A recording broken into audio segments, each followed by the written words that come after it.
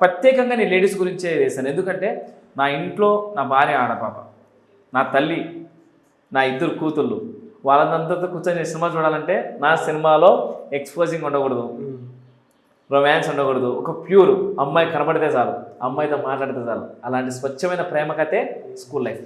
మీరు స్వచ్ఛమైన ప్రేమ కథ అని మీరు అంటున్నారు కదా, చాలామంది డైరెక్టర్స్ ఏమంటారు అంటే అనవసరంగా తెలుగు అమ్మాయిని పెట్టుకున్నాం హీరోయిన్గా అనేసి చాలామంది అంటూ ఉంటారు.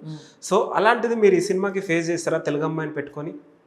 నో, అసలు మా ఊరు సినిమాకి నాకు తెలుగు అమ్మాయే, నేను 2వ సినిమాకి తెలుగు అమ్మాయే, 3వ సినిమాకి తెలుగు అమ్మాయి. చాలా ఆరోపణలు చేస్తుంటారు కొంతమంది, తెలుగు అమ్మాయిని పెట్టుకుంటే సిల్లీ రీజన్స్ చెప్పి షూట్కి రాకపోవడము, చాలా ఇబ్బంది పెడుతూ ఉంటారు అనేసి కొంతమంది చెప్తూ ఉంటారు. అది నిజం అసలు? కొంతమంది ఏంటి నాకు తెలియదు, నేనైతే వాళ్ళ డైరెక్షన్లో దూరం లేదు. ఇప్పుడు నా డైరెక్షన్లో మాత్రం బాగా సహకరించారు వాళ్ళు. వాళ్ళకి సావిత్రి గారు, అట్లాగే ప్రియా గారు, మా ఊరు సినిమా హీరోయిన్ గారు, వాళ్ళు సహకరించారు. ప్రతి ఒక్క హీరోయిన్ సహకరించారు. నేను ఏం ఆలోచించినా కంటెంట్ ఎలా వస్తుంది, నేను చెప్పిన వ్యూ వస్తుందా లేదా, అదొకటే ఆలోచించాను సావిత్రి గారి దగ్గర నుంచి. ఓకే. సో ఆమె నాకు ఎలా కావాలో అలా యాక్టింగ్ చేసి చూపించారు, నాకు అలాగే వచ్చింది, చాలా బాగా వచ్చింది. ఓకే. నేను ఓపెన్ ఛాలెంజ్ అని చెప్తున్నా, స్కూల్ లైఫ్ సినిమాలో కొత్త ఇది కొత్త డైరెక్షన్ అంటే నేను తెలుగు ఇండస్ట్రీ నుంచి వెళ్ళిపోతాను. ఓకే. గ్రాండ్ షూట్గా చెప్తున్నా. ఎందుకంటే నేను చేసింది యాక్టింగ్ కాదు, నిజ జీవితంలో వాళ్ళు ఎలా ఉన్నారో యాస్టేజ్ నేను తెర మీద చూపించాను. నాకు కూడా ఫస్ట్ నుంచి ఒక క్వశ్చన్, అసలు ఏంటి స్కూల్ లైఫ్ అనే స్టోరీ ఎందుకు తీసుకోవాలనిపించింది, అసలు ఏంటి ఆ స్టోరీకి మీకు బంధం ఏంటి అసలు? ఏంది నువ్వు ఈడున్నావంటే స్కూల్ లైఫ్ కారణం, నేను ఈడున్నంటే స్కూల్ లైఫ్ కారణం. లాయర్ అయినా, డాక్టర్ అయినా, పోలీస్ అయినా, డైరెక్టర్ అయినా, హీరో అయినా ఒక స్కూల్ లైఫ్ నుంచి జర్నీ స్టార్ట్ అవుతుంది. వాళ్ళు చదువుకొని కదా ఇది నేర్చుకుంటేనే దూరం వచ్చేది. ఓకే.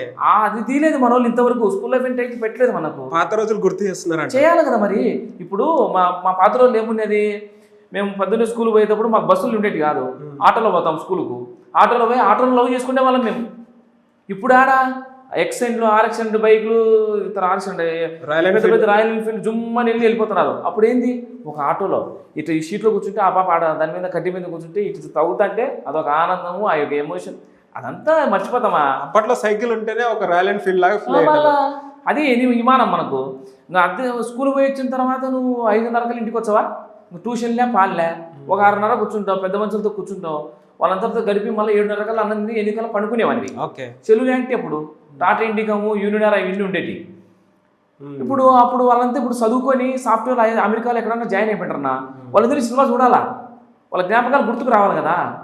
ఎంచేపు కొట్టుకున్నాడు, సంపుడు, పొడుసుడు ఇది కాదు, నీ జీవితాన్ని నువ్వు గడిచిన కాలాన్ని నీకు గుర్తు చేస్తున్నా స్కూల్ లైఫ్ సినిమా ద్వారా. ఇది నీ లైఫ్, స్కూల్ మనం చదువుకునేది లైఫ్, నీ జర్నీ, స్కూల్ లైఫ్ టైటిల్ అంతే.